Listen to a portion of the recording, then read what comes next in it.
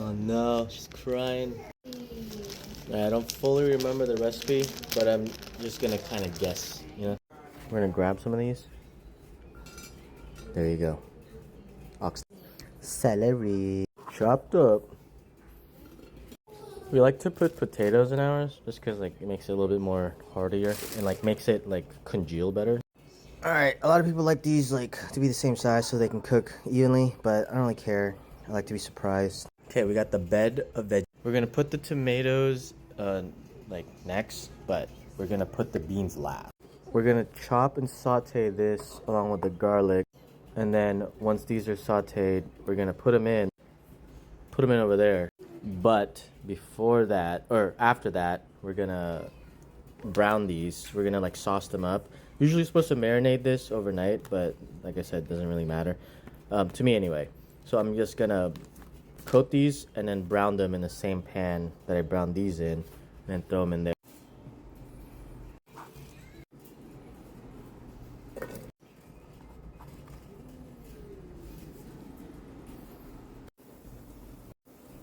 We're actually gonna put this later because it burns too fast. We're just gonna saute these first. Actually, also changed my mind. I'm just gonna cook. Oh my, not in the dog water, dude. I'm gonna cook these bad boys and then cook the meat around them maybe, and then pour them all in there. Haven't decided. Okay, I kind of just like randomly do them, but it's like tablespoons and teaspoons, man. And sometimes I look at this recipe, but just do it, man. Just do it. All right, I just gotta knead it in here while these bad boys are cooking. Just knead it in here, all right? I'm gonna put some of this tomato paste, and then with the tomatoes, I guess you're technically supposed to peel it, but again, I am peeling these back. All right, this is what I ended up doing. I just put the garlic and the tomato in here. I'm gonna just cook the tomatoes and then throw them in the pot, in the slow. Almost done. Beans going. Put the thyme and the bay leaves in, and the tomato. And then we're gonna put this bad boy in. It says 4, like this whole thing, but every time I put this whole thing in there, it becomes like really, really soupy, like stewy, liquidy, and I want it to be more like a thicker, like a more like an au jus. So I think I'm gonna put a little bit less, maybe. I don't know. So we're gonna put an appropriate amount of flour. That's probably about an ice cream scoop of flour. Just gonna pour it in there, dude. Very nice. Then we're gonna put a little bit of broth. This thing is a little messy. Make sure you don't get your balls covered like this. That white stuff. Just gotta mix it all up so it's not covered like that.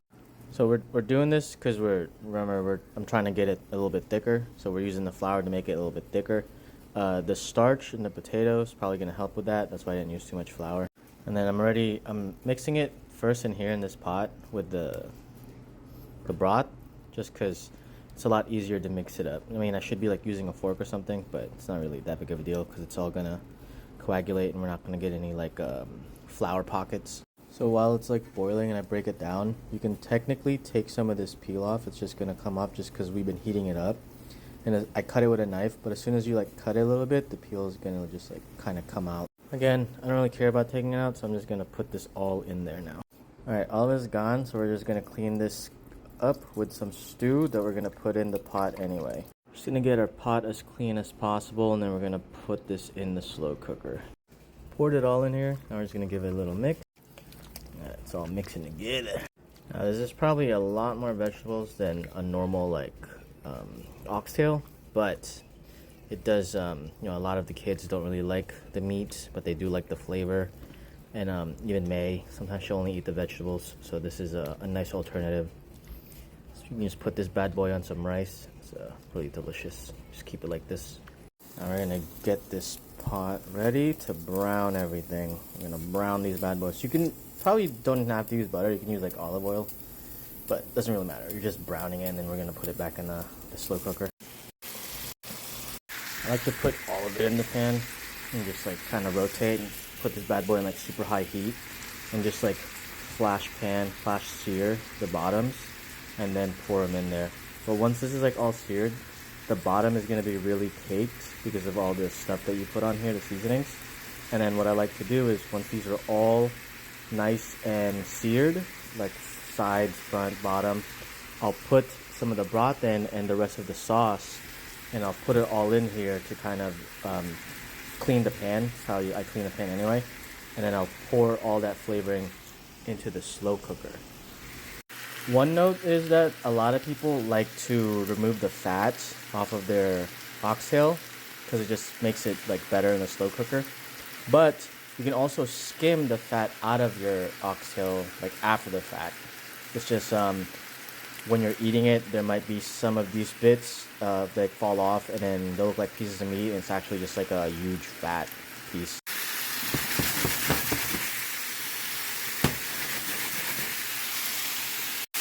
It sounds like freaking rain, dude. Alright, it's been about 4 minutes and I'm still searing. I flipped them once and now I'm just kind of rotating them so they don't stick to the pan too much. But I'm going to flip these a few times and kind of rotate the outside into the inside so we can get a nice brown on everything. Staying oxtail in. Alright, this bad boy is almost done.